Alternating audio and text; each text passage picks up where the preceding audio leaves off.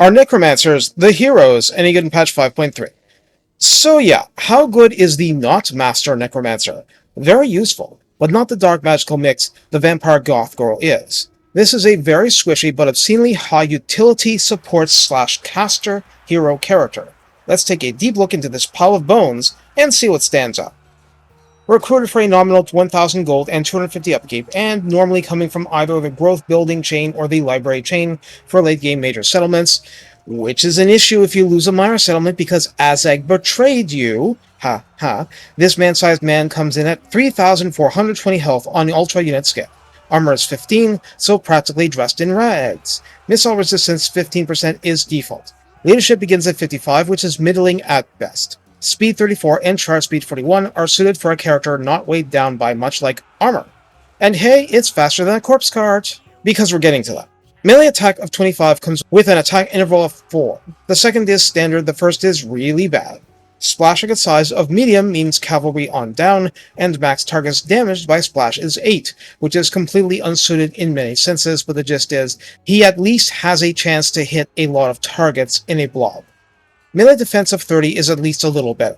Weapon strength of 300 is far from the bleakest in existence, split between base 210 and armor piercing 90, so still heavily tilted toward light to medium targets like trash tier infantry.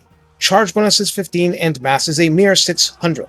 On a Nightmare, the count's equivalent of a warhorse, he doesn't even get an armor buff, but his speed rises to 70 and imagine charge speed is 100-ish.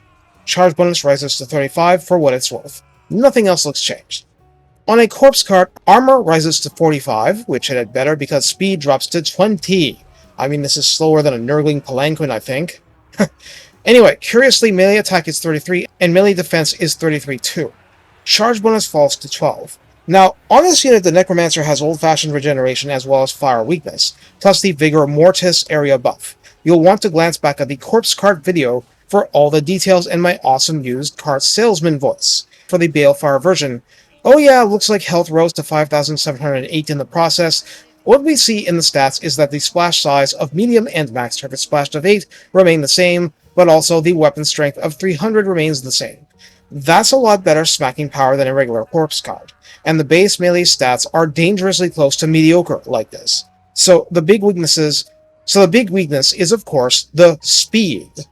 Finally, we have the Unholy Lodestone version, and of course, Balefire gives fire resistance, flaming attacks, and magical attacks, and Unholy Lodestone gives area effect regeneration.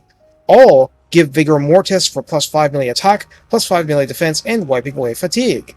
There is no build-up mechanic like a Black Coach for those effects. The Necromancer has one of those personally, we'll get to that soon. It's important to note that the Necromancer himself is considered an undead unit, and heals from the hets, and also crumbles when shattered. So if you want one to come back, it needs to be a rank 21 that has gained the Immortality trait. Otherwise, have fun training your new recruit. As an embedded hero, this is the faction's second Replenish Troops hero, a very interesting place to be. Correct me if I'm wrong, it feels like only the highest Replenish Troops effect actually sticks, so you can't pack an army with Necromancers and have this particular effect stack. Interestingly, Boost Income is the map passive, which would stack, which means reducing city income for enemies, but on higher difficulties you'll see little benefits since the AI cheats are in the background income, at least that's what I'm guessing. Agent actions are steal technology, which I refuse to call worthless. Current counts have a lot of techs, taking time to get, and they are good techs. Wound, which as I've said in the Vampire video, will get you blood kisses if it works, and Assault units, which... Did you even realize this was a thing? I had to learn it. So the counts have another source of assault units before engaging in battle. I mean besides the White King, who is useful in a scrap. You can get Necromancers a lot more easily than White Kings too. Now, a major thing to mention, but which won't take up much of this video per se, is that the Necromancer only comes with a single lore, the lore of vampires. So we get our Hex, we get our Curse of Undeath as the passive to heal units up a little bit more, we get Danse Macabre, Raise Dead, Curse of Years, and oh wow, Wind of Death. There's also some magic missile spell no one remembers. I cover that and the rest in a separate video in Math Hammer detail, but it's all good. Evasion and Arcane Conduit are what you'd expect. From the top line you have all the mounts, and let's just say we're grateful mounts don't cost pips anymore.